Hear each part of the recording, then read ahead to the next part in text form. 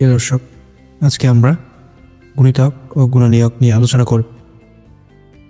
গুণিতক ও গুণনীয়ক সাধারণত লসাগু, গসাগু ও সেট অঙ্কে ব্যবহার হয়ে থাকে। প্রথমেই দেখুন গুণিতক, এটি ইংরেজিতে মাল্টিপল বলে। গুণিতক হলো কোনো সংখ্যাকে অন্য যে কোনো সংখ্যা দিয়ে গুণ করলে যে গুণফল পাওয়া যায়, সেই গুণফলকে ওই সংখ্যাটির গুণিতক বলা হয়। ধরুন 15 সংখ্যাকে যদি আমরা অন্য যে কোনো সংখ্যা দিয়ে গুণ করি, যেমন ধরুন 1, 2, 3, 4, তাহলে আমরা গুণফল পাব 15, 30, 45, 60। এই গুণফলগুলোই হবে 15 গুণিতক। তার মানে গুণিতক হবে ওই সংখ্যাটি অথবা ওই সংখ্যা থেকে বড়। এরপরে দেখুন গুণনীয়ক, যেটি আমরা ইংরেজিতে ফ্যাক্টর বলি। গুণনীয়ক হলো কোনো সংখ্যাকে অন্য যে সমস্ত সংখ্যা দিয়ে ভাগ করলে কোনো ভাগশেষ থাকে না, সেই সংখ্যাগুলিকে ওই নির্দিষ্ট সংখ্যার গুণনীয়ক বলে। যেমন 30কে যদি আমরা 1, 2, 3 এই সংখ্যাগুলো দিয়ে ভাগ করি, তাহলে আমরা কোনো ভাগশেষ পাবো না। তাই 1, 2, 3 এই সংখ্যাগুলি 30-এর গুণনীয়ক হবে। কিন্তু আবার দেখুন, 30কে যদি আমরা 4 দিয়ে ভাগ দিই, তাহলে আমরা ভাগশেষ পাবো। তাই এই 4 30-এর গুণনীয়ক হবে না। এরপর 5, 6, 10, 15, 30 এই সংখ্যাগুলি দিয়েও আমরা 30কে ভাগ করলে ভাগশেষ থাকবে না, তাই এগুলো 30-এর গুণনীয়ক হবে। তাহলে আমরা বলতে পারি গুণনীয়ক হবে ওই সংখ্যাটি অথবা ওই সংখ্যার থেকে ছোট। লসাগু হলো লঘিষ্ঠ সাধারণ গুণিতক, যেটা আমরা ইংলিশে LCM, লিস্ট কমন মাল্টিপল বলি। আমি এর আগের ভিডিওতে আলোচনা করেছিলাম গুণিতক কাকে বলে এবং গুণিতক আমরা গুণ করে বের করি। যারা এখনও আমার সেই ভিডিও দেখেননি, আমার ডিসক্রিপশন বক্সে ভিডিও লিঙ্ক দিয়ে রাখলাম, আপনারা চাইলে দেখতে পারেন। বন্ধুরা, লঘিষ্ঠ লিস্ট অর্থ আমরা জানি ক্ষুদ্রতম এবং কমন মানে মিল সংখ্যাটি। এখন দেখুন, ক্ষুদ্রতম এবং মিল সংখ্যাটি আমরা সবাই এক বা একাধিক নিয়মে বের করে থাকি। আজকে আমি আপনাদের দেখাবো সাধারণ গুণিতক করে আমরা কিভাবে লসাগু বের করি, যেটি আমরা অনেকেই জানি না। আজকে আমি আপনাদের ক্লিয়ার করে দিচ্ছি।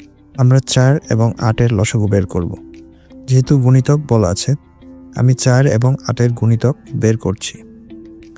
এখন দেখুন, এই গুণফলগুলো বা গুণিতকগুলো কমন আছে বা মিল সংখ্যা আছে। যেমন 8, 16, 24, 32, 40 এই সংখ্যাগুলো বা এই গুণফলগুলো 4-এর গুণিতক বা 8-এর গুণিতক মিল রয়েছে। এখন মজার ব্যাপার হলো, এই কমন বা মিল সংখ্যাগুলি থেকে সব থেকে ছোট সংখ্যাটি হবে লসাগু। 4 এবং 8-এর ছোট গুণিতক সংখ্যাটি হলো 8, তাহলে লসাগু হবে 8। দেখুন, সাধারণত আমরা এই নিয়মে ভাগ করে সমাধান করে থাকি। আজকে আমরা আলোচনা করব গসাগু, গরিষ্ঠ সাধারণ গুণনীয়ক। আমরা ইংলিশে বলি HCF, হাইয়েস্ট কমন ফ্যাক্টর। গসাগু আমরা গুণনীয়ক বা ফ্যাক্টর বের করে গসাগু করে থাকি। বন্ধুরা লক্ষ্য করুন, গসাগু হলো গরিষ্ঠ এবং সাধারণ গুণনীয়ক, যাকে হাইয়েস্ট এবং কমন ফ্যাক্টর বলে। তার মানে হলো সাধারণ গুণনীয়ক বের করার পর সব থেকে বড় গুণনীয়কটি হবে গসাগু। ধরি 4 এবং 8-এর গুণনীয়ক। এখানে 4 ও 8কে আমরা নিঃশেষে ভাগ করতে পারি 1, 2 এবং 4 দিয়ে। আবার 8 দিয়েও 8কে আমরা নিঃশেষে ভাগ করতে পারি, কিন্তু 8 সংখ্যাটি কমন হবে না। তাই এখানে 8 না হয়ে 4 হবে গরিষ্ঠ গুণনীয়ক বা হাইয়েস্ট কমন ফ্যাক্টর।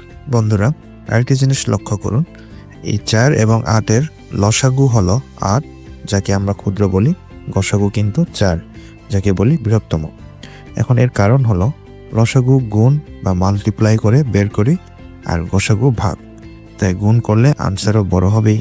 আমরা এতক্ষণ বেসিক নিয়ে আলোচনা করলাম। এইবার পরীক্ষার প্রশ্নে কম সময়ে কিভাবে সমাধান করব বা সচরাচর আমরা যেভাবে সমাধান করে থাকি সে নিয়মটি দেখিয়ে দিব। গসাগুতে যখন সাধারণ গুণনীয়ক থাকে না তখন গসাগু 1 হবে। আমরা সাধারণত এই নিয়মে গসাগু করে থাকি।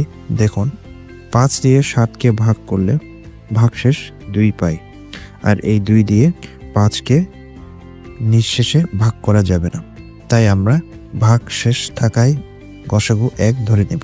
এই নিয়মটি আমরা শর্টকাট হিসেবে করি। আশা করি বুঝতে পেরেছেন। বিগত কিছু জব প্রশ্ন সমাধান করব। 32, 48, 56, 80 এর গসাগু কত?